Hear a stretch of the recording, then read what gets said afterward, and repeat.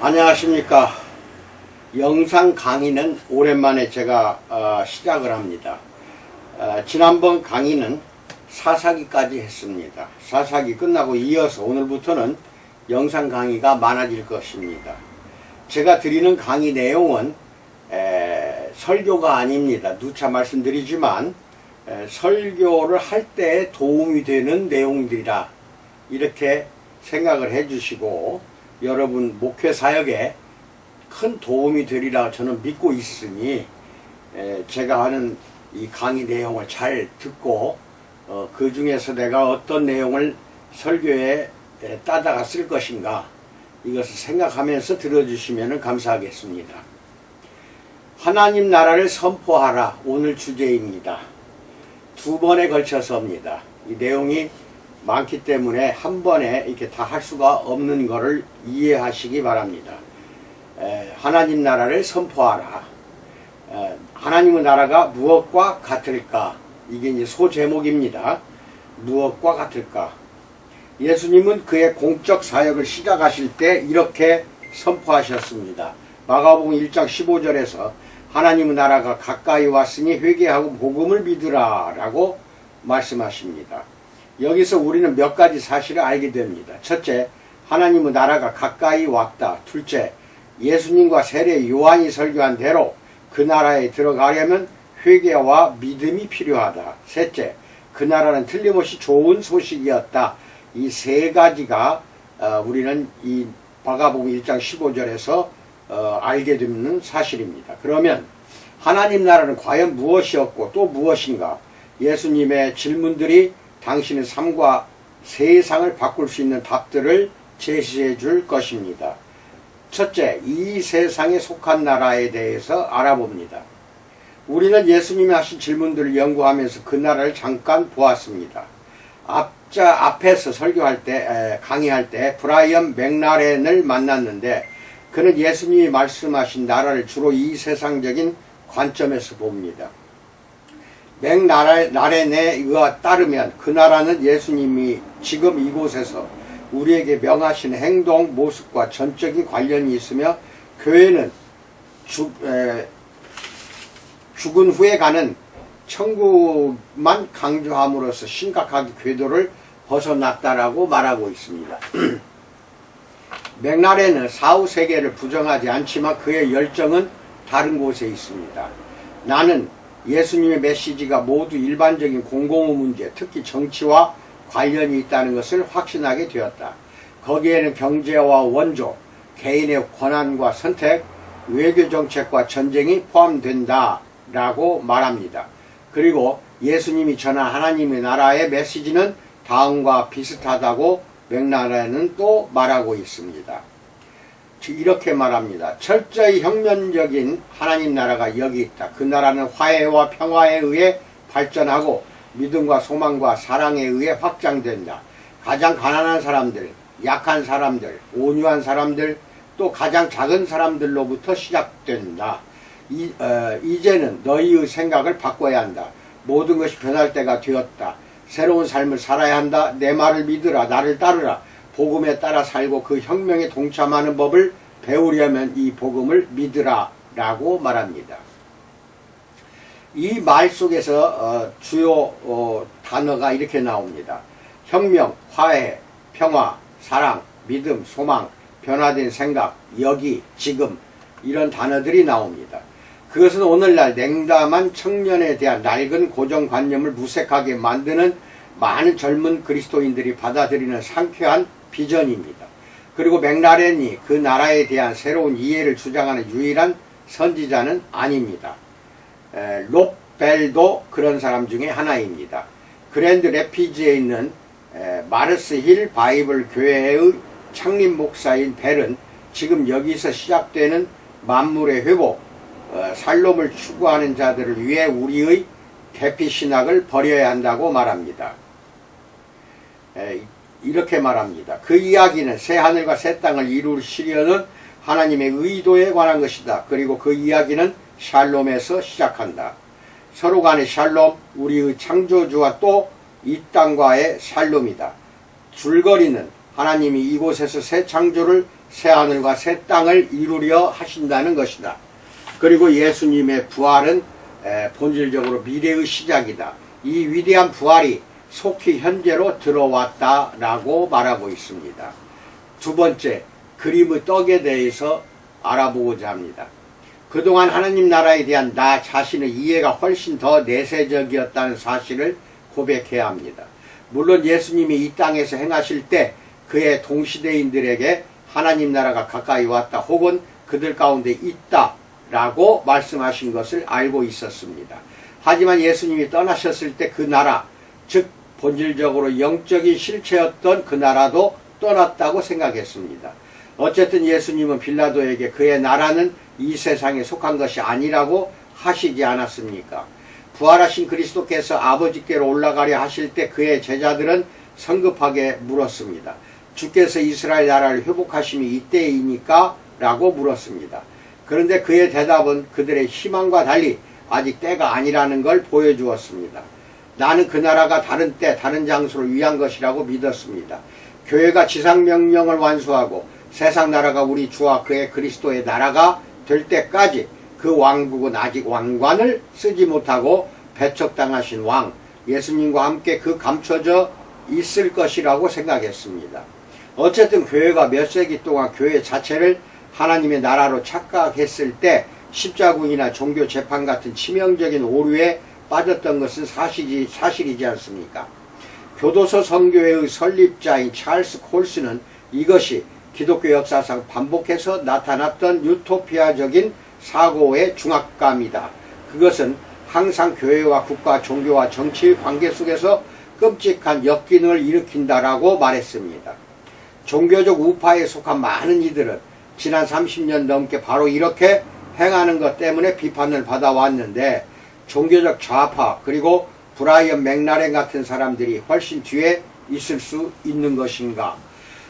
하나님께서 이 땅에 그 나라를 출범시키기에 적합하다고 보실 때까지 그 나라를 불가능한 이상으로 우리의 손이 닿을 수 없는 곳에 두는 것이 더 나을 것입니다.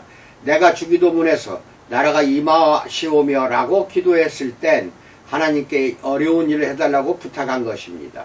내가 할 일은 기도하고 충성하며 복음을 전하고 의로운 일들을 행하는 것이었습니다. 하나님 나라가 임하게 하는 것은 하나님의 일이었습니다. 나는 그것에 동의했던 것입니다. 세 번째, 지속적인 약속에 대해서 알아봅니다. 이상하게도 나의 접근법은 어떤 면에서 예수님의 동시대인들이 갖고 있던 종말론적 세계관을 반영했습니다. 그들은 하나님이 세상에서 그의 백성을 다스리신다는 구약성경의 지속적인 약속을 일종의 그림의 떡 같은 희망으로 만들어버렸습니다. 하지만 그 개념을 그들이 어떻게 이해했든 상관없이 존 브라이트라는 학자의 말에 따르면 하나님 나라는 예수님의 동시대인들의 귀에 이상한 교리로 들리지 않았습니다. 그는 이렇게 말합니다. 실제적 의미에서 하나님 나라의 개념은 성경의 전반적인 메시지를 포함하고 있기 때문이다. 그것은 예수님의 가르침 속에서만 부각된 것이 아니라 성경 전체에 걸쳐 어떤 형태로든 발견된다. 적어도 우리가 신약성경의 믿음의 눈으로 성경을 본다면 말이다.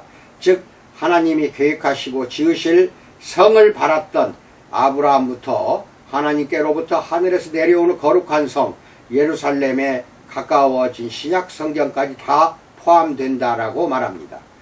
그리고 실제로 예수님 당시의 사람들은 하나님 나라의 개념에 몰두해 있었습니다. 우주의 의로운 통치자이신 하나님이 이스라엘의 언약의 왕으로서 그 백성을 애굽에서 이끌어내시고 성막을 통해 그들과 만나셨으며 거듭 그들을 환난에서 구해 주셨습니다. 나중에는 그의 직접적인 통치를 그만두고 그들에게 세상의 통치자를 달라는 경솔한 요구를 들어주셨습니다. 그 세상 통치자의 전형이 다윗이었습니다. 그는 구속된 피조물 안에서 영원한 왕위를 약속받았습니다. 그 미래를 생각할 때 유대인들은 지금 하나님 나라의 백성답게 살아야만 했습니다. 성경학자 조지 엘던 레드는 선지자들이 사람들의 윤리에 영향을 미치고 실제로 모든 삶을 변화시킬 수도 있는 종말신학을 제시했다고 말합니다. 예언자적 종말론의 특징적인 요소는 역사와 종말론 간의 갈등이다. 이것은 선지자들이 미래를 바라볼 때 임박한 역사적 심판과 좀 더 먼 종말론적 재앙을 보았다는 뜻이다. 아모스에게 주의 날은 이스라엘의 임박한 심판이자 마지막 때의 종말론적 구원이다 라고 말합니다. 아수르와 그 후 바벨론에 의한 신권 통치의 해체와 궁극적인 파멸은 임박한 심판에 대한 경고가 실현된 것이었습니다. 그러나 언젠가 하나님이 다시 오셔서 한 번 더 그의 나라를 세우실 것이며 이번에는 완전할 것이라는 지속적인 약속들이 있었습니다. 브라이트는 그 왕국의 개념이 신구약 성경 어디에나 나타나 있다라고 말합니다. 그는 이렇게 말합니다. 그것은 하나님의 백성에 대한 통치의 전반적인 개념을 포함하며 특히 역사의 마지막에 그 통치와 백성에 대한 변호를 포함한다. 그것이 유대인들이 기다리던 하나님 나라였다라고 말합니다. 네 번째, 1세기의 침체에 대해서 알아봅니다. 그러나 레드에 따르면 1세기의 유대교는 영적 침체에 시달렸습니다. 유배되었다가 돌아온 후에도 몇 세기 동안 하나님은 여전히 그들이 포로로 살게 하셨기 때문입니다. 기대했던 국가적 구원은 오지 않았습니다. 여호와께 불순종한 자들로서 유대인의 망명은 이해할 수 있는 일이었습니다. 그런데 그들이 순종하려고 최선을 다해 노력하고 있는데도 계속 노예로 살아야 하는 이 새로운 현실은 이해할 수 없었습니다. 그래서 그들은 그 이유를 이해하기 위해 묵시록이라는 정경에 포함되지 않은 종교적 문서들을 기록했던 것입니다. 이스라엘은 전과 달리 율법에 순종했다라고 레들은 말합니다. 유대인들은 우상숭배를 싫어하고 신실하게 하나님을 예배했다. 그런데 여전히 그 나라는 오지 않았다. 하나님은 어디 계셨는가? 왜 그는 신실한 그의 백성을 구원하지 않으셨는가? 왜 하나님이라 나라는 오지 않았는가? 라고 말합니다. 예수님 시대에 왜? 라는 질문에 대한 답은 하나님에 대한 일반적인 이해의 변화를 수반했습니다. 구약의 선지자들은 역사 속에 나타나는 하나님의 심판과 마지막 때의 심판 사이의 연관성을 보았고 그로써 사람들에게 하나님의 오심을 기대하며 지금 삶을 개혁하라고 격려했지만 1세기 유대인들의 희망은 시들해져서 그림의 떡이 되어버렸습니다. 역사 속에서 사람들과 나라들을 축복하시고 심판하시는 구약 성경의 인격적인 하나님보다 신구약 중간기의 하나님은 많은 사람들의 상상 속에서 인간사와 동떨어진 분이 되셨습니다. 거의 이신론자들의 하나님의 두 개념과 비슷했던 것입니다. 미국 독립혁명 즈음에 현존했던 이신론자들은 세상을 만들고 거의 기계처럼 돌아가도록 내버려 두는 신을 지지하고 적극적이고 인격적인 하나님에 대한 성경적인 개념들을 거부했습니다. 이신론자들이 믿는 하나님은 더 이상 인간사 속에서 활동할 필요가 없었던 것입니다. 예수님 시대의 유대인들은 물론 이렇게까지 생각하지는 않았습니다. 그들은 여전히 여호와께서 역사 끝에 자신의 존재를 입증하실 것이며 그때 메시아의 왕국이 갑자기 도래해서 로마인들을 몰아낼 것이라고 믿었습니다.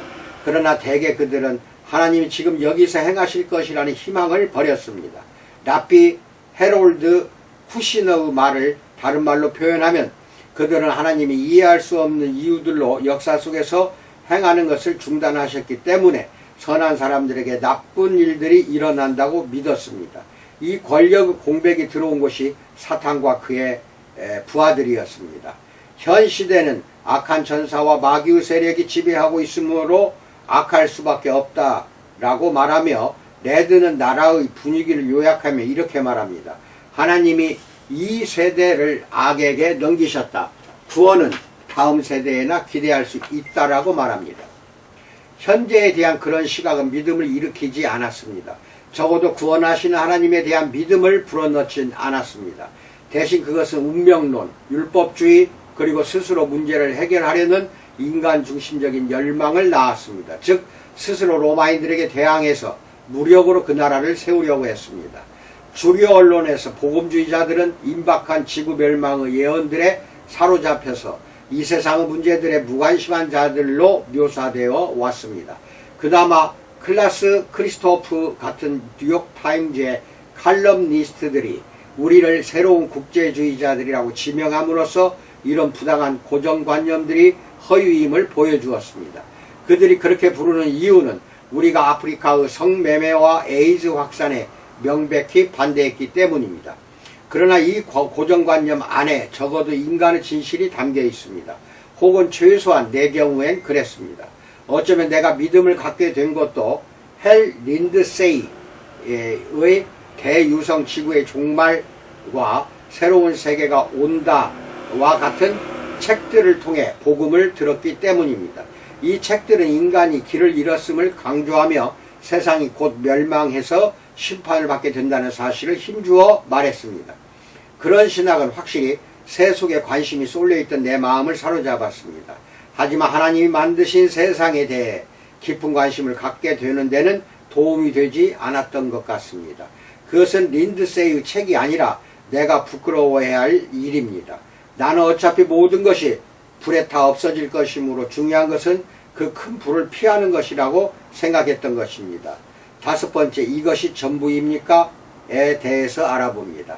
당연히 세례 요한의 회개 메시지는 1세기에 500파운드의 폭탄 소리처럼 크게 울려 퍼졌습니다. 심판의 불이 갑자기 압도적인 힘으로 임할 것이었다는 그 시대는 갑작스러운 종말을 맞이할 것입니다. 회개하고 기다리는 것밖에는 할 수 있는 일이 없었습니다. 얼른 도망쳐야 했습니다. 분명히 이런 시나리오가 요한의 마음속에 있었을 것입니다.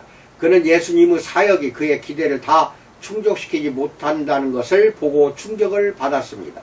나중에 그는 감옥에서 했던 질문은 예수님이 모두가 기대했던 정복자로 오시지 않았다는 사실에 근거한 것으로서 단순하지만 심오했던 것입니다.